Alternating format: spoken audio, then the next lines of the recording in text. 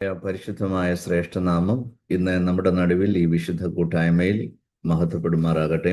പരിശുദ്ധ കർത്താവിന്റെ സന്നിധിയിൽ കടന്നു വന്നിരിക്കുന്ന കർത്തൃദാസന്മാർ, കർത്തൃദാസിമാർ, ഈ സന്ദേശം കേൾക്കുന്ന എല്ലാ പ്രിയപ്പെട്ടവർക്കും നിസ്തുല്യനായ യേശു ക്രിസ്തുവിൻ നാമത്തിൽ സ്നേഹ വന്ദനങ്ങളെ അറിയിക്കുന്നു.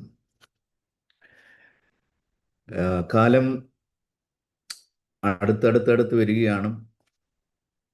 ഈ ലോകം അതിൻ്റെ സമാപ്തിയിലേക്ക് ബന്ധപ്പെടുകയാണ്. കർത്താവിൻ്റെ വരവിന് സമയം, നാഴികം, ഏറ്റവും അവസാന നാളുകളിൽ നമ്മൾ എത്തിയിരിക്കുകയാണ്. ഈ ദിവസങ്ങളിൽ ഒരുക്ക നാളുകളാണ്. കർത്താവിൻ്റെ വചനം പറയുന്നു, തനിക്ക് വേണ്ടി കാത്തു നിൽക്കണം.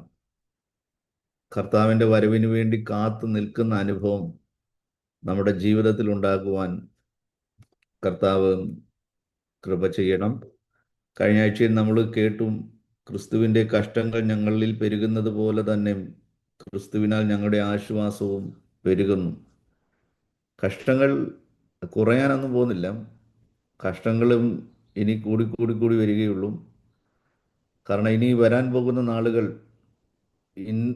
ഇതുവരെ സംഭവിച്ചിട്ടില്ലാത്തതും ഇനി മേലാൽ സംഭവിക്കാത്തതുമായ വലിയ കഷ്ടകാലം കർത്താവ് തന്നെ നമ്മളോട് നേരിട്ട് അന്ത്യകാലഘട്ടത്തിൽ ദുർഘട സമയങ്ങൾ വരും. അനേകര് സ്വസ്നേഹികളായി മാറും. ഭക്തിയുടെ വേഷമായിരിക്കും. യഥാർത്ഥമായി വിശ്വസ്തന്മാർ കുറഞ്ഞു പോകും. ഇങ്ങനെയൊക്കെയുള്ള മുന്നറിയിപ്പുകൾ നമ്മുടെ കർത്താവ് നമുക്ക് തന്നിട്ടുണ്ട്. നമ്മൾ റോമർ 8:17 വായിക്കുന്നു, നാം അവനോടുകൂടെ തേജസ്കരിക്കപ്പെടേണ്ടതിന് അവനോടുകൂടെ കഷ്ടം അനുഭവിച്ചാൽ അത്രയും. അപ്പം നമ്മൾ തേജസ്കരിക്കപ്പെടണമെന്നുണ്ടെങ്കിൽ നമ്മൾ അവനോടുകൂടെ കഷ്ടം അനുഭവിക്കണം. ഈ കഷ്ടതയിലൂടെയാണ് തേജസ്കരണം നടക്കുന്നത്. നമുക്കറിയാം, ഇപ്പോൾ ഒരു നേഴ്സ് യൂറോപ്പിൽ പോകണമെങ്കിൽ അല്ലെങ്കിൽ അമേരിക്കയിൽ പോകണമെങ്കിൽ ആദ്യം ഇംഗ്ലീഷ് ടെസ്റ്റ്, IELTS എന്ന് പറയാം, IELTS. അപ്പം അത് പാസ്സാകണം. അത് കഴിഞ്ഞിട്ടാണ് അടുത്ത പ്രോസസ്സിങ് സ്റ്റാർട്ട് ചെയ്യുന്നത്. അത് ഇച്ചിരി കട്ടിയുള്ള കാര്യമാണ്. എന്നാലും ഇവർ വളരെ കഠിനാധ്വാനം ചെയ്തും ഉറക്കമിളച്ചും 10-12 മണിക്കൂർ ജോലി ചെയ്തതിന് ശേഷം വന്നതിന് ശേഷം വീണ്ടും ഇതിനു വേണ്ടി പഠിച്ച് പ്രാക്ടീസ് ചെയ്തും അനവധി വീഡിയോകൾ കേട്ടും കണ്ടും അനേക കോച്ചിങ് സെൻ്ററുകളിലും ജോയിൻ ചെയ്തും പണം മുടക്കിയും ഉറക്കിളച്ചും അഹോരാത്രം കഷ്ടപ്പെട്ടും ഇതൊന്ന് പാസ്സാകുവാനുള്ള തത്രപ്പാടാണ്. പലരും ഫസ്റ്റ് ടൈം പാസ്സാകുന്നത് വളരെ ചുരുക്കമാണ്. ഫസ്റ്റ് ടൈം അവർ തോറ്റുപോയാലും വീണ്ടും അവർ വിട്ടുകൊടുക്കാതെ വീണ്ടും എഴുതും.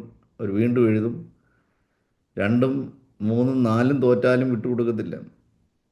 ഭർത്താവ് എൻകറേജ് കൊടുക്കും. നിശ്ചയമായിട്ടും നമ്മുടെ ദൈവം പ്രാർത്ഥന കേൾക്കുന്ന ദൈവമാണ്. നമ്മുടെ ഈ കണ്ണുനീര് കഷ്ടത കർത്താവ് കാണുന്നുണ്ട്. നിശ്ചയമായിട്ടും ദൈവം പ്രവർത്തിക്കും. നീ 5ാമത്തെ പ്രാവശ്യം കർത്താവ് തരും. 5ാമത് തോറ്റാലും വിടത്തില്ല. വീണ്ടും എങ്ങനെയായാലും അവസാനം അവർ എഴുതിയെടുക്കും. കാരണം ഒരു ലക്ഷ്യമുണ്ട്. അപ്പം ഈ യൂറോപ്പിലേക്ക്, അമേരിക്കയിലേക്ക് പോകണമെന്നുണ്ടെങ്കിൽ എന്ത് വില കൊടുത്തും എന്ത് ത്യാഗം സഹിച്ചും എത്ര ഉറക്കിളച്ചും അത് പഠിച്ച് പാസ്സാകുവാനുള്ള ഒരു ലക്ഷ്യം. എന്നാൽ നമുക്ക് സ്വർഗരാജ്യത്തിലേക്ക് കടക്കുവാനുള്ള ക്വാളിഫിക്കേഷൻ എന്താണെന്ന് ചോദിച്ചു കഴിഞ്ഞാൽ ഇംഗ്ലീഷ് ടെസ്റ്റും അല്ലെങ്കിൽ വേറെ ഏതെങ്കിലും അക്കാഡമിക്കലായിട്ടുള്ള ടെസ്റ്റുകളൊന്നുമല്ല. മറിച്ച് ദൈവം നമ്മളെ കടത്തിവിടുന്നതും കഷ്ടതയാകുന്ന കഠിന ശോധനയിലൂടെ ഒരു വിശ്വാസിയെ സംബന്ധിച്ച് അവനെ തികഞ്ഞവനാക്കി തീർക്കുന്നതും ദൈവം വച്ചിരിക്കുന്ന കഷ്ടതയാണ്. ക്വാളിഫിക്കേഷൻ എന്ന് പറഞ്ഞു കഴിഞ്ഞാൽ കഷ്ടതയിൽ തികഞ്ഞു വരണം, അനുസരണമുള്ളവരായി തീരണം. ക്രിസ്തു ഉറച്ച നിലവിളിയോടും കണ്ണുനീരോടും കൂടെ പിതാവായ ദൈവത്തിൻ്റെ സന്നിധിയിൽ അനുസരണം തികഞ്ഞു വന്നു. നോക്കണം, അവിടെ കർത്താവിന് എന്തോ അനുസരണക്കുറവാണ്. എന്നാലും ഇത് മനുഷ്യനായിട്ട് ഈ ഭൂമിയിൽ പിറന്നിരിക്കുമ്പോൾ, മനുഷ്യ ശരീരത്തിൽ വസിക്കുമ്പോൾ നമ്മൾക്ക് അവൻ്റെ കാൽച്ചുവടുകളെ പിന്തുടരുവാൻ കർത്താവ് ഉത്തമമായ ഒരു മാതൃകയാണ് നമുക്ക് മുമ്പിൽ വച്ചിട്ട് പോയിരിക്കുന്നതും. അപ്പം നാം അവനോടുകൂടെ തേജസ്കരിക്കപ്പെടണമെന്നുണ്ടെന്നുണ്ടെങ്കിൽ അവനോടുകൂടെ കഷ്ടം അനുഭവിക്കണം. 2 തിമോഥെയോസ് 2:11 നമ്മൾ വായിക്കുന്നുണ്ട്. അവനോടുകൂടെ സഹിക്കുന്നു എങ്കിൽ മാത്രമേ നാം അവനോടുകൂടെ വാഴുകയുള്ളൂ. അവനോടുകൂടെ മരിക്കുന്നുവെങ്കിൽ മാത്രമേ അവനോടുകൂടെ ജീവിക്കുവാനും കഴിയുകയുള്ളൂ. വളരെ വ്യക്തമാണ്. അപ്പോൾ സഹിക്കുവാൻ മനസ്സില്ലാത്തവർക്കും കൂടെ വാഴുവാൻ മോഹിക്കേണ്ടുന്ന യാതൊരു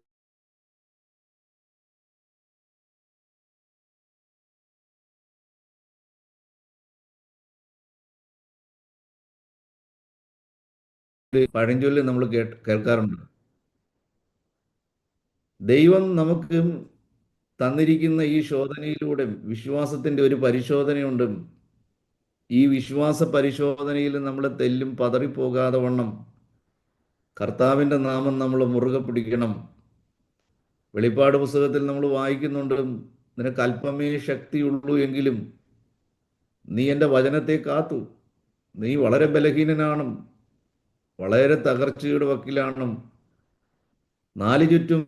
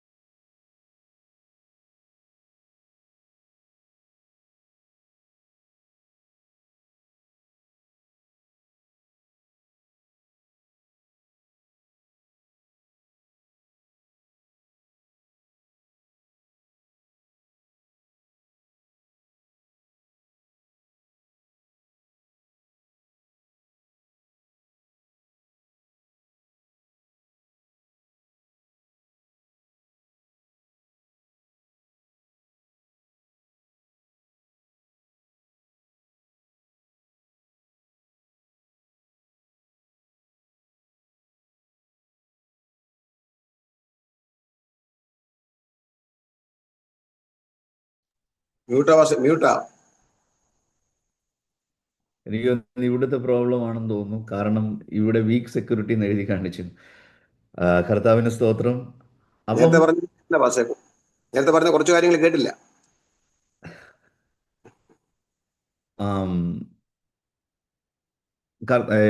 2 തിമോഥെയോസ് 2:11 നമ്മൾ വായിക്കുന്നു, നാം അവനോടുകൂടെ സഹിക്കുന്നുവെങ്കിൽ അവനോടുകൂടെ വാഴും, അവനോടുകൂടെ മരിക്കുന്നുവെങ്കിൽ അവനോടുകൂടെ ജീവിക്കും.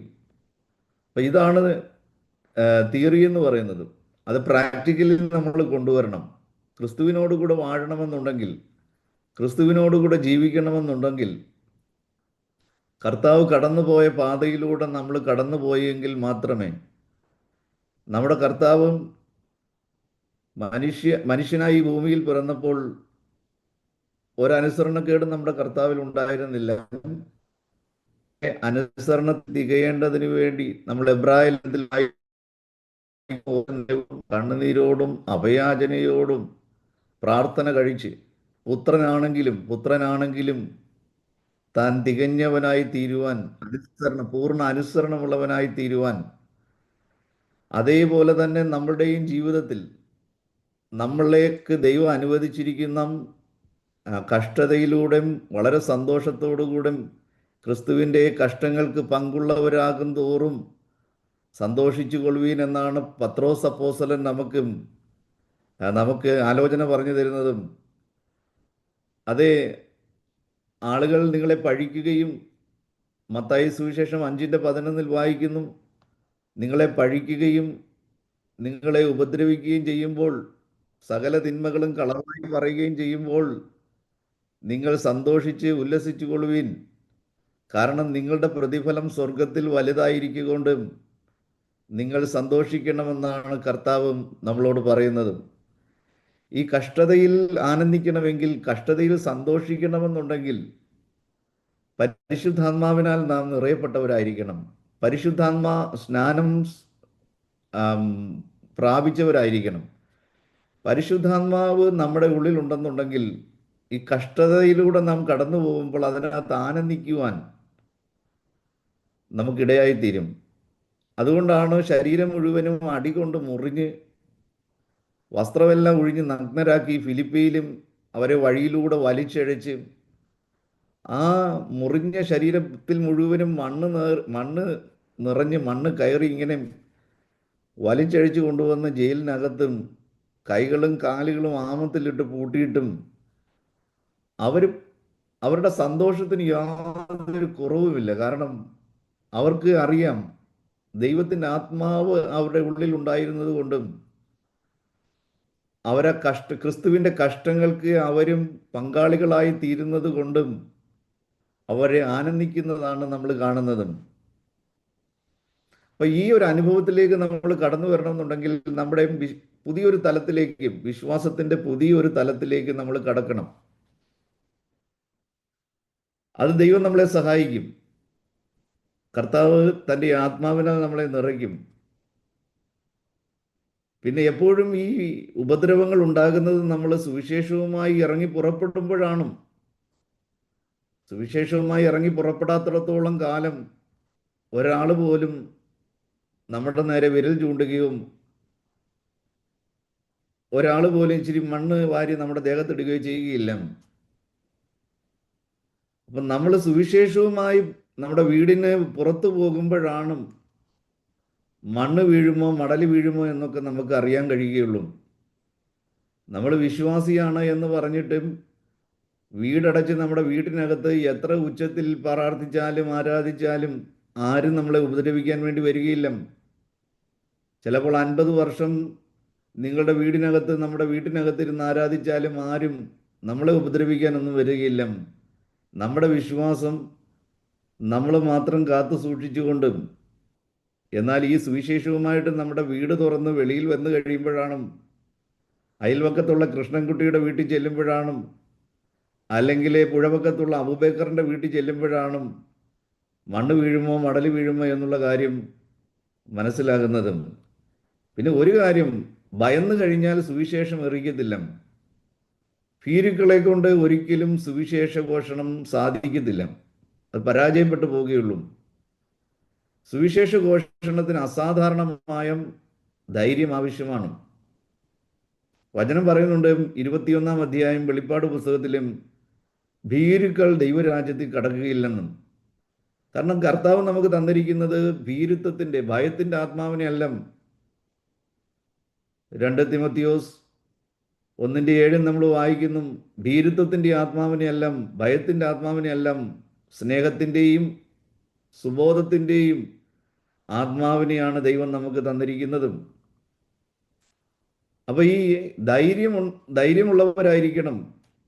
നമ്മളിപ്പോൾ പ്രാർത്ഥിച്ചപ്പോൾ നമ്മൾ കേട്ടല്ലോ, പത്രോസിൻ്റെയും യോഹന്നാൻ്റെയും ധൈര്യം കാണുകയാൽ ഇവർ പഠിപ്പില്ലാത്തവരാണ്, ഇവർ അൺപടാണ്, ഇവർ സമൂഹത്തിൽ വലിയ നിലയോ വിലയോ ഒന്നും ഉള്ളവരല്ല, ഇവർ സാധാരണക്കാരായ മനുഷ്യരാണ്, മത്സ്യബന്ധനം നടത്തി ജീവിക്കുന്നവരാണ്.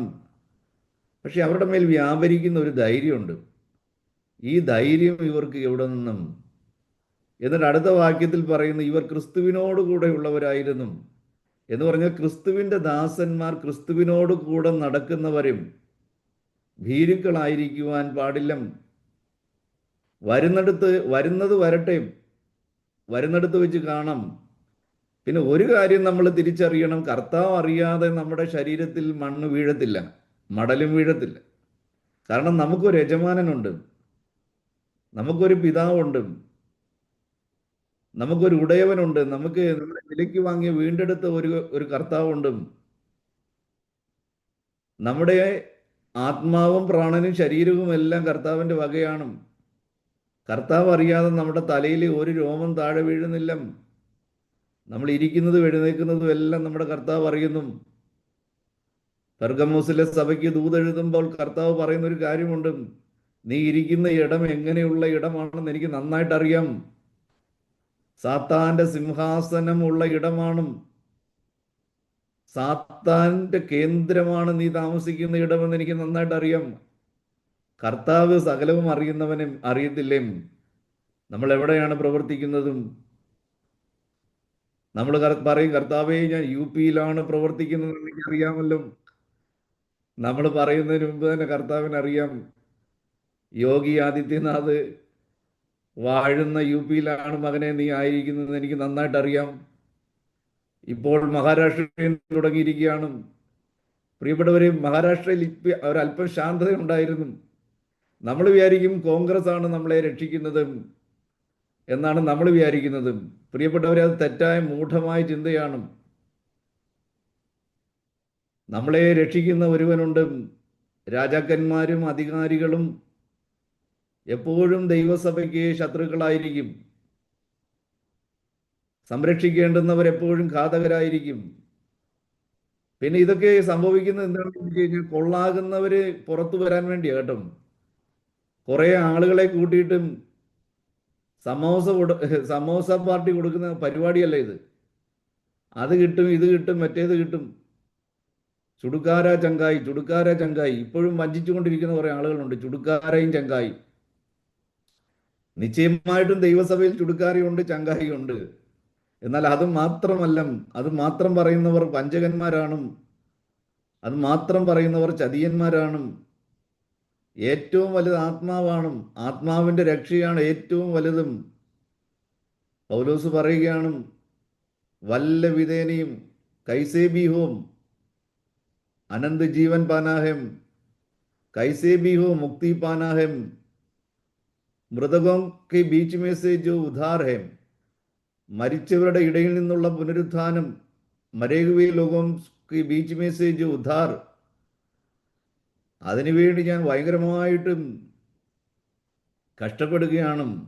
അതിനുവേണ്ടി ഞാൻ പോരാടുകയാണ്. അതിനുവേണ്ടി ഞാൻ എൻ്റെ ജീവിതം തന്നെ സമർപ്പിക്കുകയാണ്. എനിക്ക് ലാഭമായിരുന്നതൊക്കെ ഞാൻ അതിനുവേണ്ടി ഛേദമാക്കി കളയുകയാണ്. ഞാൻ സകലതും ചപ്പെന്നും ചവറെന്നും എണ്ണുകയാണ്. ഈ ലോകമല്ല വലുതും, നിത്യതയാണ് വലുതും. ലോകത്തിൽ ഉന്നതമായത്, മനുഷ്യരുടെ മുന്നിൽ ഉന്നതമായത് ദൈവത്തിൻ്റെ മുമ്പാകെ അറപ്പാണ് എന്നാണ് ദൈവവചനം നമ്മളെ പഠിപ്പിക്കുന്നത്. അപ്പം അത് നാം തേജസ്കരിക്കപ്പെടണമെന്നുണ്ടെങ്കിൽ നാം അവനോട് കൂടെ കഷ്ടം അനുഭവിച്ചാൽ അത്രയും. ഒരു തേജസ്കരണമുണ്ട്, പക്ഷെ അതിനു മുമ്പായി ഒരു ക്രൂശീകരണമുണ്ട്. കർത്താവ് പറഞ്ഞു, ഒരുവൻ എന്നെ അനുഗമിക്കുവാൻ ഇച്ഛിച്ചാൽ, ശിഷ്യന്മാർ മാത്രമല്ല എല്ലാവരുടെയും കാര്യം പറയുന്നത്, ഏതെങ്കിലും ഒരുവൻ എന്നെ അനുഗമിക്കുവാൻ ഇച്ഛിക്കുകയാണെങ്കിൽ ഒന്നാമതായിട്ട് അവൻ തന്നെ തന്നെ ത്യജിക്കണം. എന്നിട്ട് അവൻ തൻ്റെ കുരിശും എടുത്തുകൊണ്ടും, നമ്മൾ പലപ്പോഴും പറയും, യേശുവേ കർത്താവെ അവിടുത്തെ കുരിശ് ഞാൻ ചുമക്കാമെന്നും. കർത്താവിൻ്റെ കുരിശ് ആരും ചുമക്കേണ്ട ആവശ്യമില്ല. അത് തെറ്റായിട്ടുള്ള സ്റ്റേറ്റ്മെൻ്റാണ്. കാരണം കർത്താവിൻ്റെ കുരിശ് കർത്താവ് എടുത്തു, കർത്താവ് ചുമന്നും, കർത്താവ് ആ കുരിശിൽ മരിച്ചും തന്നെ ഏൽപ്പിച്ച ദൗത്യം പൂർത്തീകരിച്ചും. കർത്താവ് പറഞ്ഞു, എൻ്റെ കുരിശല്ല നിങ്ങൾ എടുക്കേണ്ടുന്നത്, നിങ്ങൾ നിങ്ങളുടെ കുരിശ് എടുക്കണം. ഈ കുരിശെന്ന് പറയുന്നത് മരണമാണ്. നിങ്ങളുടെ മരണവും എടുത്ത് തോളിൽ വെച്ചുകൊണ്ടും മരിക്കുവാൻ തയ്യാറായി, സ്തോത്രം, നിങ്ങൾ എന്നെ പിന്തുടരണമെന്നാണ്. അത് മരിക്കുന്നത് വരെയും നിങ്ങൾ എന്നെ പിന്തുടരണമെന്നാണ് കർത്താവ് പറയുന്നതും. നമ്മളെല്ലാവരും നമ്മുടെ ക്രൂശ് എടുത്തുകൊണ്ടാണ് നടക്കുന്നത്. പക്ഷേ സാഹചര്യം വരുമ്പോൾ കുരിശ് ഒരു സൈഡിലോട്ട് വെച്ചിട്ടും നമ്മുടെ കാര്യങ്ങളൊക്കെ നമ്മൾ നമ്മുടെ പല കാര്യങ്ങളാണ്, നമ്മൾ പല കാര്യങ്ങൾ ചെയ്യാൻ വേണ്ടി പോകും. അത് കഴിഞ്ഞിട്ട് കുറച്ച് ദിവസം കഴിഞ്ഞിട്ട് വന്നിട്ട് വീണ്ടും കുരിശ് എടുത്ത് തോളെ വെച്ചുകൊണ്ട് വീണ്ടും നടക്കും. വീണ്ടും നമ്മുടെ ആവശ്യങ്ങൾ വരുമ്പം എന്നുവെച്ചാൽ നമ്മുടെ സാഹചര്യത്തിനനുസരിച്ച് നമ്മൾ കുരിശ് താഴെ വയ്ക്കുന്നു, കുഴിച്ചു വെച്ചിട്ട് പോകുന്നു, വീണ്ടും വരുന്നു. അറിയത്തില്ല ഇത് ഇത്ര കാലം കർത്താവ് അനുവദിക്കുമെന്ന് അറിയുന്നില്ല. കുരിശ് ഒരു പ്രാവശ്യം എടുത്തു കഴിഞ്ഞാൽ കുരിശ് പിന്നെ താഴെ വയ്ക്കാൻ പാടില്ല. ആ കുരിശും എടുത്തുകൊണ്ട് മരണം വരെയും നമ്മൾ കുരിശുമായിട്ട് മുന്നേറുന്നവരായിരിക്കണമെന്നാണ് ദൈവം നമ്മളെക്കുറിച്ച് ആഗ്രഹിക്കുന്നത്. 2 കൊരിന്ത്യർ 4:8, 2 കൊരിന്ത്യൻസ് 4:8. ഞങ്ങൾ സകല വിധത്തിലും കഷ്ടം സഹിക്കുന്നവർ, എങ്കിലും ഇടുങ്ങിയിരിക്കുന്നില്ല. സകല വിധത്തിലും കഷ്ടം സഹിക്കുന്നവരാണ്. എല്ലാ ഏരിയയിലും കഷ്ടതയാണ്. ബുദ്ധിമുട്ടുന്നവരെങ്കിലും നിരാശപ്പെടുന്നില്ല. ബുദ്ധിമുട്ടുകളാണ്, എവിടെയും ബുദ്ധിമുട്ടുകളാണ്. ഉപദ്രവം അനുഭവിക്കുന്നവരെങ്കിലും ഉപേക്ഷിക്കപ്പെടുന്നില്ല. ഉപദ്രവം ദൈവം അനുവദിക്കുന്നതാണ്. ഉപദ്രവമുണ്ട്. യേശുക്രിസ്തുവിൽ ഭക്തിയോടെ ജീവിക്കുവാൻ ആഗ്രഹിക്കുന്നവർക്കെല്ലാം എന്തുണ്ട്? ഉപദ്രവം ഉണ്ടെന്നും പലപ്പോഴും ഞാൻ പറഞ്ഞിട്ടുള്ളതാണ്. ഈ അരത്തട്ടിപ്പ്, മുക്കാ വെട്ടിപ്പ്, അവിടെ അല്പം ഇവിടെ അല്പം, സൂത്രത്തിന്മേൽ സൂത്രം, ചട്ടത്തിന്മേൽ ചട്ടം, ഇങ്ങനെയുള്ളവർക്കൊന്നും ഒരു ബുദ്ധിമുട്ടില്ല. ഈ കറക്ക് കമ്പനിക്കാർക്കും ഈ ഭക്തിയുടെ വേഷം ധരിച്ച് നടക്കുന്നവർക്കും കള്ള അപ്പോസ്തലന്മാർക്കും കള്ള പ്രവാചകന്മാർക്കും കള്ള ഇടയന്മാർക്കും കള്ള സുവിശേഷകർക്കൊന്നും ഇത് ബാധകമല്ല. അവരടിക്കടി ഈ പുസ്തകം വച്ചിട്ട് അവർ ധനം സമ്പാദിച്ചു കൊണ്ടേയിരിക്കും. എന്നാൽ യഥാർത്ഥമായി കർത്താവിനെ അനുഗമിക്കുന്നവർക്ക് ഉപദ്രവമുണ്ടാകും. എന്നാലും ഉപേക്ഷിക്കപ്പെടുന്നില്ല. കാരണം ഉപേക്ഷിക്കാത്ത ഒരു കർത്താവും നമ്മുടെ കൂടെയുണ്ട്. പിന്നെ വീണ് കിടക്കുന്നവരെങ്കിലും നശിച്ചു പോകുന്നില്ല. പലപ്പോഴും വീണു പോകേണ്ട അനുഭവങ്ങൾ കടന്നു വരുന്നു. സ്തോത്രം. സങ്കീർത്തനത്തിൽ നമ്മൾ വായിക്കുന്നുണ്ട്, നീതിമാന്റെ അനർത്ഥങ്ങൾ ഒന്നും രണ്ടും ഒന്നുമല്ല, അസംഖ്യമാണ്. എങ്കിലും അവയെല്ലാത്തിൽ നിന്നും ഇനി 1000 അനർത്ഥങ്ങൾ വന്നാലും കർത്താവ് അവയിൽ നിന്നെല്ലാം വിടിവിക്കുമെന്നും കർത്താവ് പറയുകയാണ്. ഇനി മേലാലും വിടുവിക്കും. പൗലോസ് പറയുന്നൊരു കാര്യമുണ്ട്, that I may know him in whom I believe. ഞാൻ ആരിൽ വിശ്വസിച്ചിരിക്കുന്നു എന്ന് ഞാൻ അറിയുന്നു. അവൻ എൻ്റെ ഉപനിധി. ആ ദിവസം വരെയും അവൻ എന്നെ കാക്കുവാൻ ശക്തനായ ഒരു ദൈവമാണ്. Praise the Lord.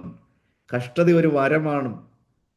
ഫിലിപ്പിയർ 1:29 നമ്മൾ വായിക്കുന്നു, യേശുക്രിസ്തുവിൽ വിശ്വസിക്കുവാൻ മാത്രമല്ല, അവനോടുകൂടെ കഷ്ടം സഹിക്കുവാൻ വേണ്ടി വരം തന്നിരിക്കുകയാണ്. രക്ഷിക്കപ്പെട്ടപ്പോൾ തന്നെ ഇതങ്ങോട്ട് തന്നിരിക്കുകയാണ്. ആരും ചോദിക്കാത്ത ഒരു വരം. 9 കൃപാവരങ്ങളിൽ പെടുന്ന ഒരു വരമല്ല ഇതും. ഇതാരും ചോദിക്കുന്ന ഒരു വരമല്ല. ചോദിക്കാതെ തന്നെ നമ്മൾ സ്നാനം സ്വീകരിച്ചു കഴിഞ്ഞപ്പോൾ നോക്കണം, നമ്മൾ സ്നാനപ്പെടുന്നത് വരെ നമുക്ക് ശത്രുക്കൾ ആരുമില്ല. നമ്മൾ സ്നാനപ്പെടുന്നത് വരെ നമുക്ക് ശത്രുക്കൾ ആരുമില്ല. നമ്മൾ ശത്രുവിൻ്റെ പക്ഷത്തുള്ളവരാണ്, സാത്താൻ്റെ അടിമകളാണ്. സ്നാനത്തോടുകൂടെയാണ് നമ്മൾ പരസ്യമായി പ്രഖ്യാപനം നടത്തുകയാണ്, I belongs to Jesus. I am no longer belong to this world. I am no longer under the captivity of devil. I belongs to Jesus Christ. ഞാൻ യേശുവിൻ്റെ വകയാണ് എന്നും തെളിയിക്കുന്ന, എന്ന് പറഞ്ഞാൽ ഒരു പെൺകുട്ടി എൻഗേജ്മെൻറ്റോടുകൂടെയാണ് ഒരാളിൻ്റെ സ്വന്തമായി തീരുന്നത്, അല്ലെങ്കിൽ മണവാട്ടി ഒരാളിൻ്റെ മാത്രമായി തീരുന്നതും. പിന്നീട് എല്ലാവർക്കും മനസ്സിലാക്കും അവൾ ആൾറെഡി എൻഗേജ് ആണ്, വേറെ ഒരു പുരുഷന് അവൾക്ക് ആയിത്തീരുകയില്ല. അതേപോലെ തന്നെ നമ്മൾ പൂർണ്ണമായിട്ടും കർത്താവിൻ്റെതായി തീരുന്നതും സ്നാനത്തോടുകൂടെയാണ്. നമ്മൾ കർത്താവിൻ്റെതായി കഴിയുമ്പോൾ ഒരു കാര്യം ഓർക്കണം, അന്ന് വരെ നമുക്ക് ശത്രുക്കൾ ആരുമില്ല. നമ്മൾ സ്നാനപ്പെടുമ്പോൾ ശക്തനായ ഒരു ശത്രുവിനെ ഉണ്ടാക്കി നിർത്തിയിട്ടാണ് നമ്മൾ എന്ത് ചെയ്യുന്നത്, സ്നാനപ്പെടുന്നത്. എന്നിട്ട് അന്ന് മുതൽ അവൻ നമ്മളോട് യുദ്ധം ആരംഭിക്കുകയാണ്. എന്നീ യുദ്ധം അവസാനിക്കും, എന്നീ പോരാട്ടം അവസാനിക്കും, മരണം വരെയും ഈ പോരാട്ടം ഉണ്ടായിരിക്കും. അവൻ്റെ ലക്ഷ്യം നമ്മളെ വീഴിക്കുക എന്നുള്ളതാണ്. സാത്താന് നന്നായിട്ട് അറിയാം അവൻ ചെല്ലുന്ന സ്ഥലം ഏതാണെന്ന്. അവൻ ഈ ലോകമനുഷ്യരോടും അവന് യാതൊരു വിഷയവുമില്ല. കാരണം അവരെല്ലാവരും അവൻ്റെ കസ്റ്റഡിയിലാണെന്ന് അവർക്ക് നന്നായിട്ട് അറിയാം. അവന് ഒരേ ഒരു ലക്ഷ്യം, രക്ഷിക്കപ്പെട്ട സ്നാനപ്പെട്ട ദൈവമക്കളോടാണ് അവൻ്റെ പോരാട്ടം മുഴുവനും. അവൻ്റെ ലക്ഷ്യം ഇവരെ തെറ്റിക്കുക എന്നുള്ളതാണ്, ഇവരെ വീഴിക്കുക എന്നുള്ളതാണ്, ഇവരെ തൻ്റെ അടുക്കൽ എത്തിക്കുക എന്നുള്ളതാണ്. താൻ ചെല്ലുന്ന നിത്യാഗ്നിയിൽ എത്തിക്കുക എന്നുള്ള ഒരേ ഒരു ലക്ഷ്യമാണ് സാത്താനുള്ളതും. വല്ലവിധേനയും ദൈവസന്നിധിയിൽ ഇവരെത്തരുതും, നിത്യജീവൻ പ്രാപിക്കരുതെന്നുള്ള ഒരേ ഒരു ലക്ഷ്യമേ ഉള്ളൂ. പണം തരുന്നതിന് സാത്താന് യാതൊരു വിഷയമില്ല. കാരണം മാമോനാണല്ലോ പണത്തിൻ്റെ യജമാനൻ, പണത്തിൻ്റെ ദേവനാണ് സാത്താൻ. നമുക്ക് കുറെ പണം തരുന്നതിന് അവന് യാതൊരു ബുദ്ധിമുട്ടുമില്ല.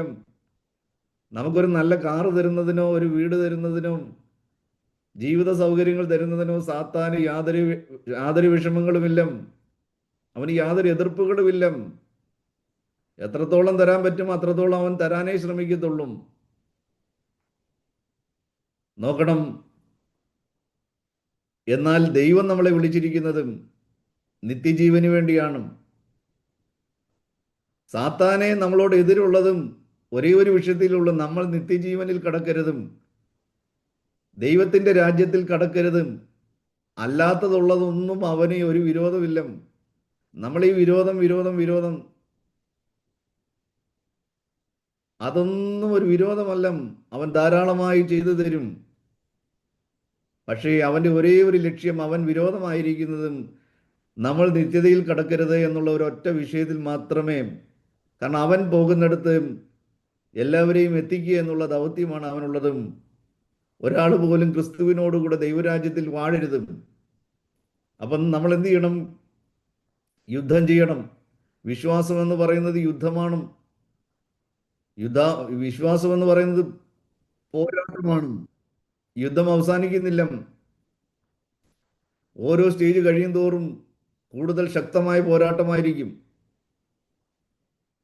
ശത്രു പ്രബലനായിക്കൊണ്ടേയിരിക്കും. അതനുസരിച്ച് നമ്മളും എന്ത് ചെയ്യണം? ചാർജ് കൂട്ടിക്കൊണ്ടേയിരിക്കണം. പണ്ടത്തെ കൃപ പോരാ, പണ്ടത്തെ ശക്തി പോരാ. നാം ഓരോ ദിവസം കഴിയും തോറും കൃപമേൽ കൃപ പ്രാപിക്കണം, ബലത്തിൻ്റെ മേൽ ബലം പ്രാപിക്കണം, ശക്തിമേൽ ശക്തി പ്രാപിക്കണം. അകത്ത മനുഷ്യൻ ശക്തനായി തീരണം. അകത്ത മനുഷ്യൻ. പുറമേയുള്ള മനുഷ്യൻ ഇങ്ങനെ ബലഹീനനായി തീർന്നാലും വേണ്ടിയില്ല. അകമേയുള്ള മനുഷ്യൻ മേൽക്കുമേൽ ശക്തി പ്രാപിക്കണം. നമ്മുടെ ശരീരം ബലഹീനമാകും. പ്രായം കൂടുന്നതനുസരിച്ച് നമുക്ക് ആ ശരീരത്തിൻ്റെതായ ബുദ്ധിമുട്ടുകളൊക്കെ വരും. 40 വയസ്സ് കഴിയുമ്പോൾ, 45 കഴിയുമ്പോൾ, 50 കഴിയുമ്പോൾ, 60 കഴിയുമ്പോൾ, ഓരോ ഏജിനും അത് കഴിയുമ്പോഴുള്ള ബുദ്ധിമുട്ടുകൾ ഉണ്ടാകും. 70 വയസ്സുള്ള ഒരു അമ്മച്ചി എപ്പോഴും പറയുന്ന, പാസ്റ്ററെ പ്രാർത്ഥിക്കണേ, മുട്ടുവേദനയാണ്, മുട്ടുവേദനയാണ്, എഴുന്നേക്കാൻ മേല, നടക്കാൻ മേല. അമ്മച്ചിയുടെ ആശ്വാസത്തിന് വേണ്ടി നമ്മൾ പ്രാർത്ഥിക്കും. എന്നിട്ട് പറഞ്ഞു കൊടുക്കും, അമ്മച്ചി ഇത് പ്രായത്തിൻ്റെതായിട്ടുള്ള രോഗങ്ങളാണ്, പ്രാർത്ഥിക്കാൻ ദൈവം ആശ്വാസം തരും എന്ന് പറഞ്ഞും ഇതൊക്കെ എന്ത് ചെയ്യണം? ഇതിനകത്തൂടെ എല്ലാം കടന്നു പോകണം. വേദനയുണ്ടാകും, മുട്ടുവേദന ഉണ്ടാകും. എത്ര എണ്ണ തേച്ചാലും, എത്ര മുറിവെണ്ണ തേച്ചെന്ന് പറഞ്ഞാലും, എത്ര പ്രാർത്ഥിച്ചെന്ന് പറഞ്ഞാലും പ്രായത്തിൻ്റെതായ ഒരു വേദനകളുണ്ട്, ശരീരത്തിൻ്റെതായ ഒരു ബലഹീനതകളുണ്ട്. പ്രാർത്ഥിക്കുന്നത് കൊണ്ടുള്ള ഗുണം എന്താണ് എന്ന് പറഞ്ഞ് പ്രാർത്ഥിക്കേണ്ട എന്നല്ല, പ്രാർത്ഥിക്കുന്നത് കൊണ്ടുള്ള ഗുണം എന്താണെന്ന് ചോദിച്ചു കഴിഞ്ഞാൽ ആ വേദന അവിടെ തന്നെ ഇരിക്കും. എന്നാൽ ആ പ്രാർത്ഥിച്ച് കഴിയുമ്പോൾ ഒരു ആശ്വാസം, ഒരു സമാധാനം, ആ വേദന ഓർത്ത് നിരാശ, നമ്മുടെ ഉള്ളിലുള്ള നിരാശകളെല്ലാം മാറുവാൻ, ഒരു പ്രത്യാശ നമ്മളിൽ ഉളവാകുവാൻ ഇടയായിത്തീരും. അപ്പം ഈ ശരീരം ബലഹീനമായി പോയാലും വേണ്ടിയില്ല, അകത്ത മനുഷ്യൻ എന്ത് ചെയ്യണം? ഓരോ ദിവസം കഴിയും തോറും, കർത്താവിൻ്റെ വരവിനോട് അടുക്കും തോറും, നമ്മുടെ മരണത്തോട് അടുക്കും തോറും അകത്തെ മനുഷ്യൻ ഇങ്ങനെ ശക്തനായി തീരണം. ഫ്ലൈറ്റ് ടേക്ക് ഓഫ് ചെയ്യുന്നതിന് മുമ്പായി ചെറുതായിട്ട് ടാക്സിയിൽ ഓടും. ഇങ്ങനെ ആ റൺവേയിലൂടെ ഇങ്ങനെ പെതുക്കനെ പെതുക്കനെ പെതുക്കനെ പെതുക്കനെ ഓടി അവസാനം റൺവേയിൽ എത്തിക്കഴിയുമ്പോൾ അവിടെ നിന്ന് അങ്ങോട്ടൊരു കുതിപ്പാണ്. ഒരു റൺവേ എന്ന് പറയുന്നതും 3 കിലോമീറ്റർ, 4 കിലോമീറ്റർ, 5 കിലോമീറ്റർ വരെ ദൈർഘ്യമാണ്. എന്ത് ചെയ്യും? ആ റോഡിനകത്തൂടെ ഇങ്ങനെ അതിവേഗത്തിൽ ഓടി അവസാനം ആ ഓട്ടത്തിൻ്റെ സ്പീഡ് കൂടുന്നതനുസരിച്ചാണ് പൈലറ്റ് ആ ലിവർ ഇങ്ങനെ വലിക്കുമ്പോഴാണ് ഇവനിങ്ങനെ മേളോട്ട് കുതിച്ചു പായുന്നത്. എന്ന് പറഞ്ഞു കഴിഞ്ഞാൽ ശരീരം ബലഹീനമാണെങ്കിലും അയ്യോ പോയേ, വീണേ, പ്രായമായി, ബലമില്ല എന്നും പറഞ്ഞ് തളർന്നിരിക്കുകയല്ല. പുറമെയുള്ള മനുഷ്യൻ ഇങ്ങനെ ബലഹീനമായി എഴുന്നേറ്റ് നിൽക്കുവാൻ ബലമില്ലെങ്കിലും, ബൈബിളൊന്ന് കൈകളിലെടുത്ത് പിടിക്കുവാനുള്ള ശക്തിയില്ലെങ്കിലും, കൈ വിറയ്ക്കുകയാണെങ്കിലും അകത്ത മനുഷ്യൻ അതിശക്തനായി തീരണം. എന്ന് പറഞ്ഞാൽ ഈ ഭൂമിയിൽ നിന്നും ദൈവരാജ്യത്തിലേക്ക് പറന്നുയരുന്ന നിമിഷം അത് ശക്തിയോടെ പറന്ന് മേളോട്ട് കുതിച്ച് ഫ്ലൈറ്റ് പോകുന്നത് പോലെ എല്ലാവരുടെയും ആത്മാവ് ഒരുക്കമുള്ളതായിരിക്കണമെന്നും ദൈവം ആഗ്രഹിക്കുകയാണ്. നമ്മുടെ കഴിഞ്ഞ നാളുകളെക്കാളും ഇപ്പോഴത്തെ അവസ്ഥകളെക്കാളും നമ്മുടെ ഒടുക്കം വളരെ ഗംഭീരമായിരിക്കണം. തുടക്കം അല്പം മോശമായിരുന്നാലും വേണ്ടിയില്ല, ഇപ്പോഴും ഇച്ചിരി ന്യൂട്രൽ പോവുകയാണെങ്കിലും വേണ്ടിയില്ല, എന്ത് ചെയ്യണം? ഒടുക്കം ഭയങ്കര ഗംഭീരമായിരിക്കണം. ഇപ്പം ന്യൂട്രലായിരിക്കുക എന്ന് പറഞ്ഞു കഴിഞ്ഞാൽ എന്നാൽ പിന്നെ ഇങ്ങനെ പോകട്ടെ എന്നല്ല.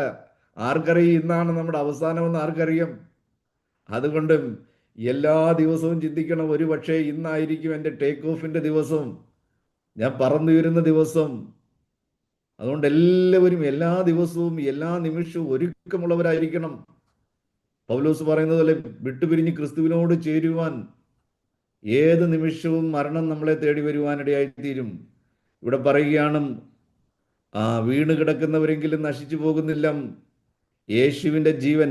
2 കൊരിന്ത്യർ 4:10 വായിക്കുന്നതും, യേശുവിൻ്റെ ജീവൻ ഞങ്ങളുടെ ശരീരത്തിൽ വെളിപ്പെടേണ്ടതിനും, ഞങ്ങളുടെ മർത്യ ശരീരത്തിൽ യേശുവിൻ്റെ ജീവൻ വെളിപ്പെടേണ്ടതിന് ജീവിക്കുന്ന ഞങ്ങൾ എല്ലായ്പ്പോഴും യേശു നിമിത്തം മരണത്തിന് ഏൽപ്പിക്കപ്പെടുന്നു. നോക്കണം, യേശു നമ്മളിൽ ജീവിക്കണമെന്നുണ്ടെങ്കിൽ നമ്മുടെ മർത്യ ശരീരം എപ്പോഴും എന്ത് ചെയ്തുകൊണ്ടിരിക്കണം? മരണത്തിന് ഏൽപ്പിച്ചു കൊടുത്തുകൊണ്ടിരിക്കണം. ഞാൻ പലപ്പോഴും പറഞ്ഞിട്ടുള്ളതാണ്, ഈ ലോകത്തിലുള്ള മനുഷ്യൻ ജീവിച്ചു കഴിഞ്ഞിട്ട് മരിക്കും. എന്നാൽ ക്രിസ്ത്യാനി എന്ന് പറയുന്നതും മരിച്ചു കഴിഞ്ഞിട്ടാണ് അവൻ ജീവിക്കുന്നതും. കാരണം മരിച്ചു കഴിഞ്ഞ ഒരുത്തന് പിന്നെ മരണമില്ല. സ്തോത്രം. ചത്തുകിടക്കുന്ന ഒരുത്തനെ പിന്നെ ആർക്കെങ്കിലും കൊല്ലാൻ വേണ്ടി കഴിയുമോ? നമ്മൾ ആൾറെഡി മരിച്ച് മരണത്തിന് ഏൽപ്പിച്ചു കൊടുത്തിട്ടാണ്. നമ്മൾ തെസ്സലോനിക്ക ലേഖനം 3-ാം അധ്യായത്തിൽ വായിക്കുന്നു, നിങ്ങൾ മരിച്ചു, നിങ്ങളുടെ ജീവൻ ക്രിസ്തുവിനോടുകൂടെ ദൈവത്തിൽ മറഞ്ഞിരിക്കുന്നു. ആൾറെഡി നിങ്ങൾ മരിച്ചു. നമ്മളിപ്പോൾ ഈ മരിച്ചവരാണ് ഈ ഭൂമിയിൽ ഇങ്ങനെ നടന്നുകൊണ്ടിരിക്കുന്നത്. മരിച്ചവരെ ആർക്കും കൊല്ലാൻ കഴിയത്തില്ല, ഒരു RSSനും കൊല്ലാൻ കഴിയത്തില്ല, ഒരു മഹാരാഷ്ട്രയിലെ മതപരിവർത്തന ബില്ലിനും പറ്റത്തില്ല, ഒരു UP-യിലെ യോഗിയുടെ ബില്ലിനും കഴിയുകയില്ല മരിച്ചവരെ കൊല്ലുവാൻ. മരിച്ച ശരീരത്തിന് വേണ്ടി നിങ്ങൾ കൊല്ലാൻ ശ്രമിക്കുകയാണെങ്കിൽ കൊന്നുകൊള്ളുക. കാരണം നമ്മൾ നിത്യതയിലേക്ക് കടക്കുകയാണ്, നിത്യതയിലേക്ക് നമ്മൾ പ്രവേശിക്കുകയാണ്. സ്തോത്രം. ഞങ്ങളുടെ മർത്യ ശരീരത്തിൽ യേശുവിൻ്റെ ജീവൻ വെളിപ്പെടേണ്ടതിനും ജീവിച്ചിരിക്കുന്ന ഞങ്ങൾ എല്ലായ്പ്പോഴും യേശു നിമിത്തം മരണത്തിന് ഏൽപ്പിക്കപ്പെടുന്നു. മരണത്തെ കൊതിക്കണം. ഒരു ക്രിസ്ത്യാനി മരണത്തെ കൊതിക്കണം. എന്നാൽ നമുക്ക് കൊതിക്കാമെന്ന് മാത്രമേ ഉള്ളൂ. ദൈവം നിശ്ചയിച്ചിരിക്കുന്ന സമയം വരെയും നമ്മൾ ഈ ഭൂമിയിൽ കാണും. 70 വർഷം വരെ നമ്മളിവിടെ ഇരിക്കണമെന്ന് ദൈവനിശ്ചയമാണെങ്കിൽ നമ്മൾ 70 വർഷം വരെ കണ്ടിരിക്കും. അഥവാ 50 വർഷം അല്ലെങ്കിൽ 80 വർഷമാണ് ദൈവം നിശ്ചയിച്ചിരിക്കുന്നതെങ്കിൽ അത്രയും കാലം നമ്മളിവിടെ കാണും. സ്റ്റേഫാനോസ് ഒരൊറ്റ പ്രസംഗമേ പ്രസംഗിച്ചുള്ളൂ. അപ്പം പലപ്പോഴും നമ്മൾ ചിന്തിച്ചിട്ടുണ്ട്, സ്റ്റേഫാനോസ് ജീവിച്ചിരുന്നുവെങ്കിൽ എത്ര ഭയങ്കരമായ ശുശ്രൂഷ വെളിപ്പെടേണ്ടുന്ന ആളായിരുന്നു. ഒരുപക്ഷെ പൗലോസിനേക്കാളും യോഹന്നാനേക്കാളും പത്രോസിനേക്കാളും ഒക്കെ. പക്ഷെ ദൈവം അത്രയും ശുശ്രൂഷയെ വെച്ചിട്ടുള്ളൂ. അതിവേഗത്തിൽ ഓടി അക്കരെ നാട്ടിലെത്തുവാനിടയായി തീർന്നു. ചിലർക്ക് കുറേ സമയം കിട്ടും.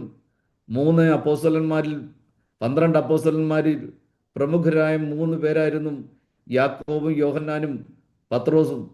ആ പ്രമുഖരായ 3 ശിഷ്യന്മാരിൽ യാക്കോബ് യോഹന്നാന്റെ സഹോദരൻ എത്ര വലിയ ശുശ്രൂഷ ചെയ്യേണ്ടുന്ന ആളായിരുന്നു. അദ്ദേഹം ചെയ്ത ശുശ്രൂഷകളൊന്നും നമ്മൾ ബൈബിളിൽ വായിക്കുന്നില്ല. പക്ഷെ അദ്ദേഹത്തെ ഹെരോദാവ് എന്ത് ചെയ്തു? വാളുകൊണ്ടും കൊന്നുകളയുവാനിടയായി തീർന്നു. Praise the Lord. അപ്പോൾ ഓരോരുത്തർക്കും ഓരോ ശുശ്രൂഷ ദൈവം വച്ചിട്ടുണ്ട്. ദൈവം നിശ്ചയിച്ചിരിക്കുന്ന സമയം വരെയും നമ്മൾ ഈ ഭൂമിയിൽ കാണും. എപ്പോഴും നമ്മൾ എല്ലാ ദിവസവും നമ്മൾ എന്ത് ചെയ്യണം? മരണത്തിന് ഏൽപ്പിച്ചു കൊടുക്കുന്നവരായിരിക്കണം. എല്ലാ ദിവസവും പറയണം, കർത്താവേ, ഒരുപക്ഷെ ഇന്ന് എൻ്റെ ജീവിതത്തിൽ അവസാനത്തെ ദിവസമായിരിക്കും. കർത്താവേ, ഇന്ന് ജീവനെ ഏൽപ്പിച്ചു കൊടുക്കുവാൻ ഒരു അവസരം ലഭിച്ചു കഴിഞ്ഞാൽ സന്തോഷത്തോടെ ജീവനെ കളയുവാൻ കർത്താവ് പറയുന്നുണ്ട്, തൻ്റെ ജീവനെ കളയുന്നവൻ അതിനെ നേടും, തൻ്റെ ജീവനെ കണ്ടെത്തുന്നവൻ അതിനെ കളയുവാനിടയായിത്തീരും. അതെ, ജീവനെ കളയുവാൻ ഒരു അവസരം ലഭിച്ചാൽ സന്തോഷത്തോടെ ജീവനെ വലിച്ചെറിഞ്ഞ് കളയുവാൻ ഓരോ ദിവസവും, ചില ദിവസങ്ങളിൽ ഓർക്കുമ്പോഴൊക്കെ ഞാനും പ്രാർത്ഥിക്കും. കാരണം അവസരമൊന്നും എപ്പോഴും കിട്ടിയെന്ന് വരത്തില്ല. നമ്മൾ പതറിപ്പോകുന്നത് പ്രതികൂലത്തിൻ്റെ നടുവിലായിരിക്കും. നാം ക്രിസ്തുവിനെ തള്ളിപ്പറയുന്നത് പീഡയുടെ നടുവിലായിരിക്കും. അതുകൊണ്ട് ഇനി സംഭവിപ്പാനുള്ള എല്ലാത്തിൽ നിന്നും നമ്മൾ ഒഴിഞ്ഞു പോകേണ്ടതിനും ദൈവപുത്രൻ്റെ മുമ്പാകെ നിൽക്കുവാൻ നമ്മൾ പ്രാപ്തരാകേണ്ടതിനും സദാകാലവും ഉണർന്നും പ്രാർത്ഥിച്ചും കൊണ്ടിരിപ്പീൻ. ഇനി സംഭവിപ്പാൻ എന്തൊക്കെ കാര്യങ്ങളാണ് ഇനി സംഭവിക്കാൻ പോകുന്നതെന്ന് നമുക്കറിയുന്നില്ല. ഇനി എന്തൊക്കെ ഉപദ്രവങ്ങളാണ്, കഷ്ടങ്ങളാണ് നമ്മളെ കാത്തിരിക്കുന്നതും.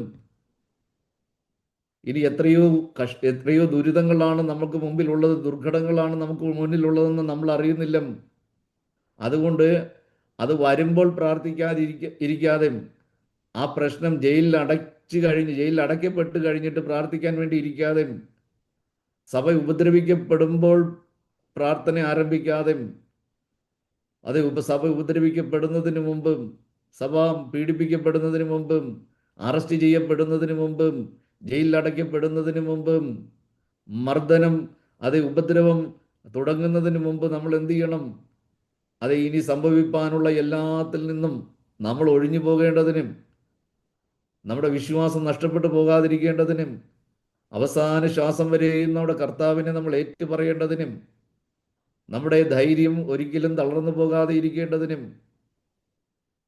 കഴിഞ്ഞ ആഴ്ചയിൽ നമ്മൾ കേട്ടു കി ജൂച്ചൂൾ എന്ന് പറയുന്ന മിഷണറിയെക്കുറിച്ചും ജപ്പാൻ അധികാരികൾ ഒന്നുകിൽ രാജാവിനെ ചക്രവർത്തിയെ ആരാധിക്കുക, അല്ലെങ്കിൽ ക്രിസ്തുവിനെ നീ ആരാധിക്കുക. ചക്രവർത്തിയെ ആരാധിക്കാത്ത ഒരുവനും ഇവിടെ ഈ ഞങ്ങളുടെ ഈ ഭൂമിയിൽ ജപ്പാന്റെ ഭരണത്തിന് കീഴിൽ ജീവിക്കുവാൻ കഴിയത്തില്ല. അവന് ലഭിക്കുന്നത് മരണശിക്ഷയാണ്, ക്യാപിറ്റൽ പണിഷ്മെന്റ് ആണ്. പക്ഷെ ഞങ്ങൾ നിന്നെ അങ്ങനെ അങ്ങ് കൊല്ലുകയില്ല, നിന്നെ ഇഞ്ചിഞ്ചായി ഞങ്ങൾ പീഡിപ്പിക്കും. ഒരു പലകയ്ക്കകത്ത് ആണി അടിച്ച് തറച്ചിട്ടും എന്നിട്ട് ആ പലക തിരിച്ചിട്ടിട്ടും ആ കൂർത്ത് മൂർത്ത് ആണികളുടെ മുകളിലൂടെ നടക്കാൻ വേണ്ടി പറഞ്ഞു. ഒന്നുകിൽ നീ ചക്രവർത്തിയെ സ്വീകരിക്കുക, ചക്രവർത്തിയെ ആരാധിക്കുക, അല്ല എങ്കിൽ യേശു ക്രിസ്തുവിൽ വിശ്വസിക്കുക. നീ ആണികളുടെ മുകളിലൂടെ നടന്നേ പറ്റുകയുള്ളൂ. അദ്ദേഹത്തിന് പറഞ്ഞു, എനിക്ക് കഴിയുകയില്ല, ഈ നല്ല നാഥനായി ക്രിസ്തുവിനെ ത്യജിക്കുവാൻ എനിക്ക് കഴിയുകയില്ല. ചക്രവർത്തിയെ ആരാധിക്കുന്നത് പാപമാണ്. യേശു ക്രിസ്തുവാണ് എൻ്റെ രാജാവ്, യേശുവാണ് എൻ്റെ കർത്താവും, അവനെ മാത്രമേ ഞാൻ നമസ്കരിക്കുകയുള്ളൂ. ക്രൂശിങ്കലേക്ക് തൻ്റെ കണ്ണുകൾ ഉയർത്തി ക്രൂശിൽ അടിച്ച് തകർക്കപ്പെട്ടും രക്തത്തിൽ കുളിച്ചും ചോരയിൽ ഒലിച്ചു തൂങ്ങിക്കിടക്കുന്ന, ആണികളിൽ തൂങ്ങിക്കിടക്കുന്ന ക്രൂര ക്രൂര വീടയിലൂടെ നമ്മുടെ കർത്താവായ യേശുവിൻ്റെ ക്രൂശിങ്കിലേക്ക് നോക്കിയിട്ട് കണ്ണടച്ചിട്ട് ആ ഭക്തൻ ആണികളുടെ മുകളിലൂടെ, ആണികൾ തൻ്റെ പാദം മുഴുവനും ആ ആണികൾ തറച്ചു കയറുമ്പോൾ സ്തോത്രം ക്രൂശിനെ ധ്യാനിച്ചും ആണികളുടെ മുകളിലൂടെ നടക്കുവാനിടയായി തീർന്നു. ആ പാദത്തിലെ അസ്ഥികളെല്ലാം തുളച്ച്, മാംസമെല്ലാം തുളച്ച്, സ്തോത്രം നോക്കിക്കഴിയുമ്പോൾ, നടന്നു കഴിഞ്ഞപ്പോൾ ആ പാദങ്ങളിലൊന്നും മാംസമില്ല. നോക്കണം, ഇതൊക്കെ സഹിക്കണമെന്നുണ്ടെങ്കിൽ നേരത്തെ തന്നെയുള്ള പ്രാർത്ഥന വളരെ അത്യാവശ്യമാണ്. ആ ഒരു പ്രത്യേക സാഹചര്യത്തിൽ കർത്താവേ എന്നെ സഹായിക്കണമേ. അതല്ല, ഇനി എന്തൊക്കെയാണ് നമ്മുടെ മുമ്പിൽ നടക്കാൻ പോകുന്നത്, എന്തൊക്കെ പീഡകളിലൂടെ നമ്മൾ കടന്നു പോകണമെന്നൊന്നും നമുക്ക് ഇതുവരെ ദൈവം വെളിപ്പെടുത്തി തന്നിട്ടില്ല. പക്ഷേ ഒരുപക്ഷെ കടന്നു പോകേണ്ടതായിട്ട് വന്നേക്കാം. എല്ലാവർക്കുമില്ല, പക്ഷേ ചിലർ കടന്നു പോകേണ്ടതായിട്ട് വന്നേക്കാം. പക്ഷെ അവിടെ നമ്മൾ പതറിപ്പോകാതിരിക്കുവാൻ വേണ്ടി ഇപ്പോഴേ നാം പ്രാർത്ഥിക്കേണ്ടുന്നതും ആവശ്യമായിരിക്കുന്നു. 1 കൊരിന്ത്യർ 4:7, 1 കൊരിന്ത്യൻസ് 4:7, ലഭിച്ചതല്ലാതെ നിനക്ക് എന്തുള്ളൂ, ലഭിച്ചതെങ്കിലോ ലഭിച്ചതല്ല എന്ന പോലെ പ്രശംസിക്കുന്നതെന്ത്? ഇത്ര ക്ഷണത്തിൽ നിങ്ങൾ തൃപ്തരായി, എത്ര ക്ഷണത്തിൽ നിങ്ങൾ സമ്പന്നരായി, ഞങ്ങളെ കൂടാതെ വാഴുന്നവരായി. അയ്യോ, നിങ്ങളോടുകൂടെ ഞങ്ങളും വാഴേണ്ടതിനും നിങ്ങൾ വാണുവെങ്കിൽ കൊള്ളായിരുന്നു. ഞങ്ങൾ ലോകത്തിന്, ദൂതന്മാർക്കും മനുഷ്യർക്കും തന്നെ കൂത്തുകാഴ്ചയായി തീർന്നിരിക്കിയാൽ. എല്ലാവരും വിചാരിക്കുന്നതും ഒരു റവറൻ്റായി കഴിഞ്ഞാൽ, ഒരു ടൈയും കോട്ട് ഇട്ട് കഴിഞ്ഞാൽ പിന്നെ എല്ലാം കഴിഞ്ഞു എന്നാണ്. നമ്മളെപ്പോലെ മാന്യതയ്ക്ക് യോഗ്യന്മാരും ബഹുമാനത്തിൻ്റെ യോഗ്യന്മാരും, പണ്ടൊക്കെ പള്ളിയിൽ അച്ഛന്മാരെയാണ് പള്ളിയിൽ വന്ദനം, അങ്ങാടിയിൽ വന്ദനം, പള്ളിയിൽ മുഖ്യാസനം എന്നൊക്കെ പറഞ്ഞ് നമ്മൾ ആക്ഷേപിച്ചുകൊണ്ടിരുന്നതും ഇന്ന് നമ്മളുടെയും ഈ റവറൻ്റന്മാരെന്ന് പറയുന്ന ആളുകളുടെയും നടപ്പും നിപ്പും പോക്കും വർത്തമാനവും ഒക്കെ കണ്ടു കഴിഞ്ഞാൽ കർത്താവൊക്കെ അവരുടെ കാൽ കീഴിലാണെന്നാണ് വിചാരിക്കുന്നത്. എന്തോ ഒരു അഹങ്കാരമാണ്. സ്തോത്രം. ഇവിടെ പറയുകയാണ്, ഞങ്ങൾ ലോകത്തിന് ദൂതൻ മനുഷ്യർക്കും തന്നെ കൂത്തുകാഴ്ചയായി തീർന്നിരിക്കിയാൽ ദൈവം അപ്പോസ്തലന്മാരെ ഞങ്ങളെയും ഒടുക്കത്തവരായി മരണവിധിയിൽ ഉൾപ്പെട്ടവരെ പോലെ നിർത്തി എന്ന് എനിക്ക് തോന്നുന്നു. മരണത്തിൻ്റെ ക്യൂവിൽ ഇങ്ങനെ നിർത്തിയിരിക്കുകയാണ്. 10-ാം വാക്യം 1 കൊരിന്ത്യർ 4:10 ഞങ്ങൾ ക്രിസ്തു നിമിത്തം ഭോഷന്മാർ, നിങ്ങൾ ക്രിസ്തുവിൽ വിവേകികൾ. ഞങ്ങൾ ബലഹീനർ, നിങ്ങൾ ബലവാന്മാർ. നിങ്ങൾ മഹത്തുക്കൾ, ഞങ്ങൾ മാനഹീനർ അത്രയും. ഈ നാഴിക വരെ ഞങ്ങൾ വിശന്നും ദാഹിച്ചും ഉടുപ്പാനില്ലാതെയും കുത്തുകൊണ്ടും സ്ഥിരവാസം കൂടാതെയും ഇരിക്കുന്നു. നോക്കണം, 40 വർഷം എർത്ത് ഷേക്കിംഗ് മിനിസ്ട്രി ചെയ്ത സകല അപ്പോസ്തലന്മാരിലും വെച്ച് ഏറ്റവും ശക്തനായ അപ്പോസ്തലൻ, ഒരു അപ്പോസ്തലന്റെ സകല ലക്ഷണങ്ങളും അത്ഭുതങ്ങളും അടയാളങ്ങളും വീര്യപ്രവൃത്തികളും ഇത്രയും വെളിപ്പാടുകളുള്ള ഒരു ദൈവദാസൻ, മരിച്ചവരെ ഉയർപ്പിച്ച ദൈവദാസൻ, ഇങ്ങനെയുള്ള അപ്പോസ്തലന്മാരിൽ ഏറ്റവും ഇന്ന് വരെ ഇതുപോലെ ഒരു അപ്പോസ്തലൻ ഇന്ന് ഉലകത്തിലുണ്ടോ? ഉണ്ടായിട്ടുണ്ടോ? നോക്കണം, ഒരു അപ്പോസ്തലൻ പറയുകയാണ്, എനിക്ക് ഉടുക്കാൻ വസ്ത്രമില്ല, വിശന്നിരിക്കുകയാണ്, പട്ടിണിയിരിക്കുകയാണ്, ആഹാരം കഴിച്ചിട്ട് 2-3 ദിവസമായി, ഉടുക്കാനില്ല, കിടക്കാൻ ഒരിടമില്ല, ധരിക്കാൻ വസ്ത്രമില്ല. ഇവിടെ പറയുകയാണ്, ഈ നാഴിക വരെ ഞങ്ങൾ വിശന്നും ദാഹിച്ചും ഉടുപ്പാനില്ലാതെയും കുത്തുകൊണ്ടും സ്ഥിരവാസം കൂടാതെയും ഇരിക്കുന്നു. സ്വന്തം കൈയാൽ വേല ചെയ്ത് അധ്വാനിക്കുന്നു, ശകാരം കേട്ടിട്ട് ആശീർവദിക്കുന്നു, ഉപദ്രവം ഏറ്റിട്ട് സഹിക്കുന്നു, ദൂഷണം കേട്ടിട്ട് നല്ല വാക്ക് പറയുന്നു. നമ്മുടെ കർത്താവ് പറയുന്നുണ്ട്, തൻ്റെ മുമ്പിൽ വച്ചിരിക്കുന്ന ആ തേജസ് മുന്നിൽ കണ്ടു, തൻ്റെ മുമ്പിൽ വച്ചിരിക്കുന്ന ആ മഹത്വം നമ്മുടെ കർത്താവ് നേരിട്ട് തന്നെ അറിഞ്ഞു, നേരത്തെ തന്നെ അറിഞ്ഞു.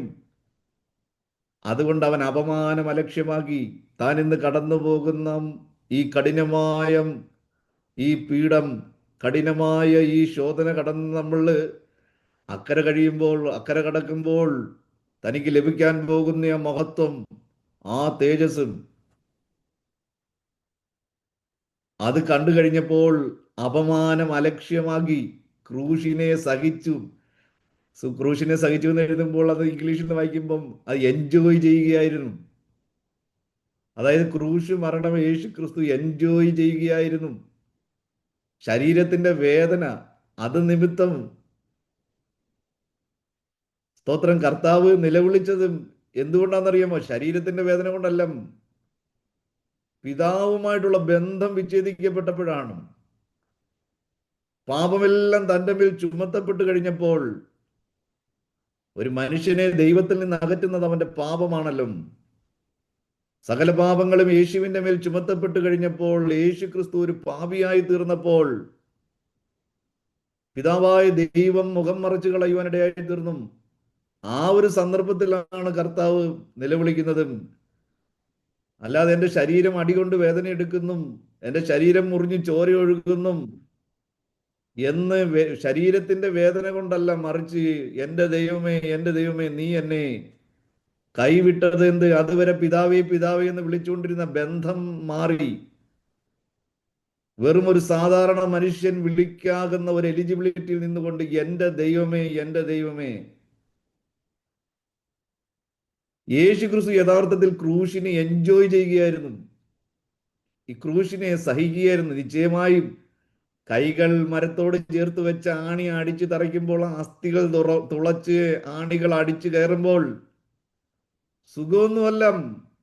എന്തോ ഒരു ചെറിയ മൊട്ടുസൂചി കൊണ്ടാൽ, നമ്മുടെ പറമ്പിലെ നാരകത്തിന്റെ ഒരു മുള്ള് ദേഹത്തെങ്ങാനും കൊണ്ടാൽ പോട്ടെ, ഒരു തൊട്ടാവാടിയുടെ മുള്ള് ദേഹത്ത് കൊണ്ടു കഴിയുമ്പോൾ എന്തൊരു വേദനയായിരിക്കും. അങ്ങനെ ഇരിക്കുമ്പോൾ ആണി അസ്ഥികളെ തുളച്ച് മരത്തിൽ അടിച്ചു തറയ്ക്കുമ്പോൾ, കാലിന്റെ മുകളിൽ വെച്ച് മാംസത്തിലൂടെ ആണി അടിച്ച് അസ്ഥികളെ പിളർത്തി ആ വലിയ ആണി മരത്തിൽ ചെന്ന് തറയ്ക്കുമ്പോൾ എന്തോ ഒരു വേദനയായിരിക്കും, എന്തോ ഒരു പിടച്ചിലായിരിക്കും, പ്രാണം കടന്നിങ്ങനെ പിടയുകയായിരിക്കും. പക്ഷെ അവിടെയും തൻ്റെ മുമ്പിൽ വെച്ചിരിക്കുന്ന ആ മഹത്വം കണ്ടപ്പോൾ, തൻ്റെ മുമ്പിൽ വെച്ചിരിക്കുന്ന ആ തേജസ് കണ്ടപ്പോൾ, അപമാനം അലക്ഷ്യമാക്കി ക്രൂശിനെ സഹിക്കുവാനിടയായി തീർന്നു. പ്രിയപ്പെട്ട ദൈവദാസന്മാരെ, ദൈവമക്കളെയും, നമ്മളിൽ ഒരു തേജസ് വെളിപ്പെടുവാൻ വേണ്ടിയുണ്ട്. നമ്മളെ എബ്രായ ലേഖനം 11-ാം അധ്യായത്തിൽ 24-ാം വാക്യത്തിൽ വായിക്കുന്നതും മോശയെക്കുറിച്ചും ക്രിസ്തുവിന്റെ നിന്ന വലിയ പ്രതിഫലം നോക്കിയത് കൊണ്ട്, ഇത് നട്ടക്കച്ചവടമൊന്നുമല്ല, നമുക്ക് ലഭിക്കാൻ പോകുന്ന ലാഭം എന്താണെന്ന് വെളിപ്പാടിൽ ആത്മാവിൽ നാം അനുഭവിച്ചറിയണം. ആ വെളിപ്പാടില്ലാത്തത് കൊണ്ടാണ് ഈ ഞരങ്ങി മൂളിയും ഈ പഞ്ഞം പറഞ്ഞ് നടക്കുന്നത്. നമ്മൾ ബലഹീനരാണ് എന്നൊക്കെ പറഞ്ഞും, ചെറിയവരാണ് എന്നൊക്കെ പറഞ്ഞും ഇങ്ങനെ നമ്മൾ ജീവിക്കുന്നതിന്റെ കാരണം ആ വെളിപ്പാട് ഇതുവരെ പ്രാപിച്ചിട്ടില്ല, ആ ദർശനം നമ്മൾ ഇതുവരെ പ്രാപിച്ചില്ല, ആത്മാവിൽ അത് അനുഭവിച്ചിട്ടില്ല. പ്രതിഫലം നോക്കിയത് കൊണ്ട് മോശയ്ക്ക് ഒരു കാര്യം മനസ്സിലാക്കി, ഏതാണ് ലാഭമെന്നും. ഞാൻ വിശ്വസിക്കുന്ന മോശ ഒരു നല്ല ഇക്കണോമിസ്റ്റ് ആയിരുന്നു. ലഭിക്കാൻ പോകുന്നത് എന്താണ്, ഇപ്പോൾ കിട്ടുന്നത് എന്താണ്. ഇപ്പോൾ ഏകദേശം 40 വയസ്സായി. ഫറവോ ആകുന്നത് ചിലപ്പോൾ 40-ാമത്തെ വയസ്സിലോ വല്ലതും ആയിരിക്കും. പിന്നെ എത്ര വർഷം ജീവിക്കും? 20 വർഷം ജീവിക്കും. അപ്പം വെറും 20 വർഷം മാത്രമേ തനിക്ക് ഈ ഫറോ രാജ്യത്തിന്റെ ചക്രവർത്തി ആയിരിക്കുവാൻ കഴിയത്തുള്ളൂ. ഈജിപ്തിന്റെ മുഴുവൻ സമ്പത്തിന്റെയും ഉടയവനായി തീരുവാൻ വെറും 20 വർഷത്തെ ഓണർഷിപ്പ് മാത്രമേ കിട്ടത്തുള്ളൂ.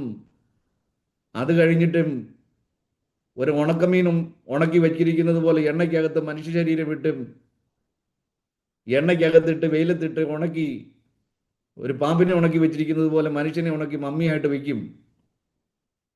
പ്രതിഫലം നോക്കി അപ്പോൾ ഒരു കാര്യം തീരുമാനിച്ചു, ക്രിസ്തുവിന്റെ നിന്ന വലിയ ധനമെന്നെണ്ണി.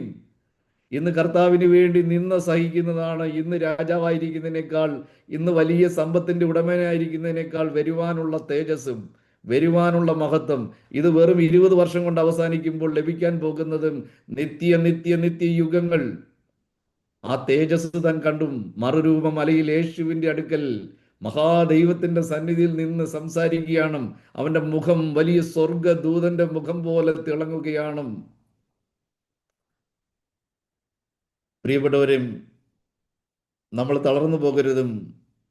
ഇവിടെ പറയുകയാണ്, ഈ നാഴിക വരെ ഞങ്ങൾ വിശന്നും ദാഹിച്ചു ഉടുപ്പാനില്ലാതെയും കുത്തുകൊണ്ടും സ്ഥിരവാസം കൂടാതിരിക്കുന്നു. സ്വന്തം കൈയാൽ വേല ചെയ്ത് അധ്വാനിക്കുന്നു. ശകാരം കേട്ടിട്ട് ആശീർവദിക്കുന്നു. ഉപദ്രവം ഏറ്റിട്ട് സഹിക്കുന്നു. ദൂഷണം കേട്ടിട്ടും പകരം ദൂഷണം പറയല്ല, നല്ല വാക്ക് പറയുന്നു. ഞങ്ങൾ ലോകത്തിന്റെ ചവറ് പോലെയും ഇന്ന് വരെ സകലത്തിൻ്റെയും അഴുക്കായും തീർന്നിരിക്കുന്നു. അഴുക്കാകട്ടെ. ലോകം നമ്മളെ പൊട്ടന്മാരെന്ന് പറയട്ടെ, അവിവേകൾ എന്ന് പറയട്ടെ. കർത്താവ് വരുവാൻ സമയമായി. എല്ലാത്തിൻ്റെയും അവസാനം അടുത്തിരിക്കുകയാണ്.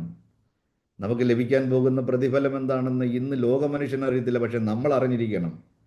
അതിനായി സർവശക്തനായ ദൈവം നമ്മളെ സഹായിക്കുമാറാകട്ടെ എന്ന് പ്രാർത്ഥിച്ചുകൊണ്ടും ദൈവം നമ്മെ അനുഗ്രഹിക്കുമാറാകട്ടെ.